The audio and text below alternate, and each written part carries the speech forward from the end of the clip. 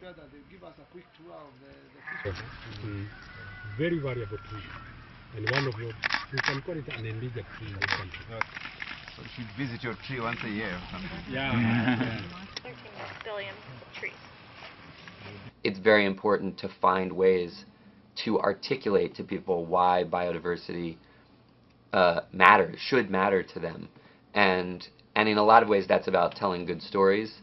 It's about being able to go out into the world, see programs, see examples of the good and the bad, see examples of negative impacts of loss of biodiversity, see examples of positive impacts of restoration or preservation of biodiversity, and come back and find a way to communicate that to people in a broad-based way. So you have people coming back. Market locally is so wide, but we have got some. So when the day comes for harvesting,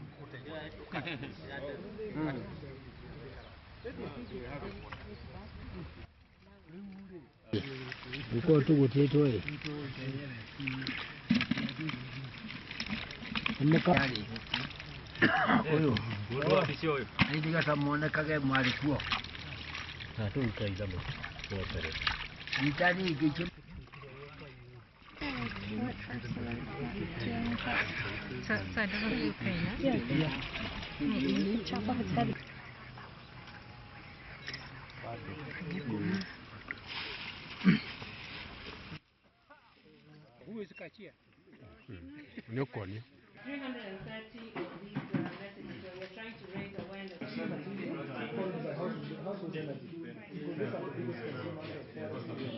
One of the ones that really stuck out to me was this biogas project where small dairy farmers around the slopes of Mount Kenya are reducing, even eliminating their use of fuel wood from forests by taking these, digesters, these drums, putting the waste from their dairy cows into them and producing so much methane that they power their whole houses, their stoves, their farms, and everything. And there was a guy who's, the project manager of that, and he was like, Steven Spielberg was never more passionate or creative than this guy was.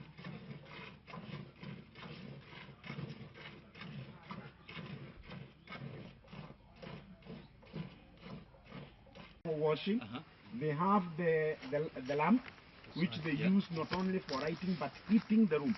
3 households, 3 meals a day off of this are burning. How much fuel wood per year would those 3 households have to collect to do the same? The same family would use kerosene for lighting the house for another average of like 500 shillings. Most of the farmers we did from up here.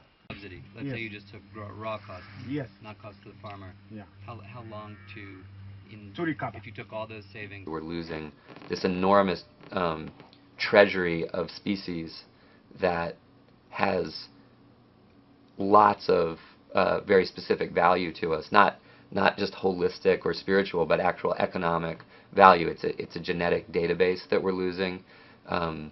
There's an incredible report that's come out of the UN called the TEEB report, the Economics of Ecosystems and Biodiversity, that really clearly demonstrates that forest ecosystems represent an enormous uncalculated GDP, especially for poor people around the world, so that when you clear a forest to create the quote-unquote economic gain of a certain kind of industry, you've actually wiped out an enormous economic GDP that poor people were extracting in a sustainable way from a forest.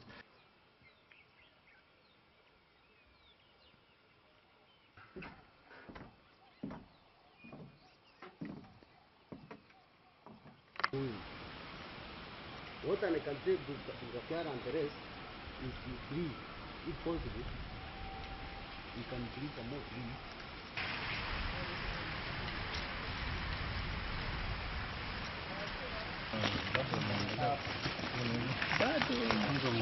Msitu unajua hii siwezi wachana naye.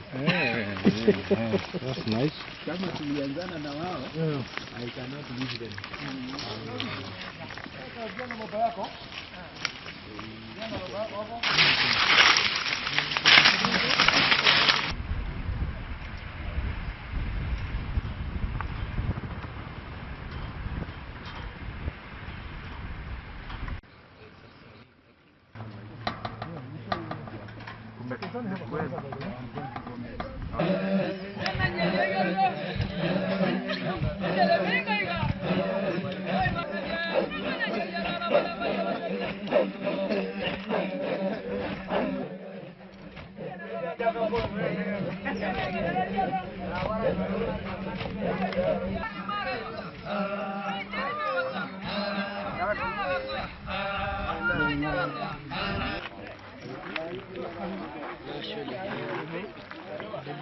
Asante sana bwana.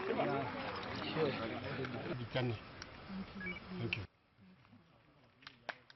Biodiversity is not just this abstract concept in halls of science. It's the living underpinning of our lives, and we are all intimately and directly connected to the services and the resources that biodiversity supplies us in our lives. We are reliant on the web of biodiversity for our lives, and I think we have to tell that story better to people.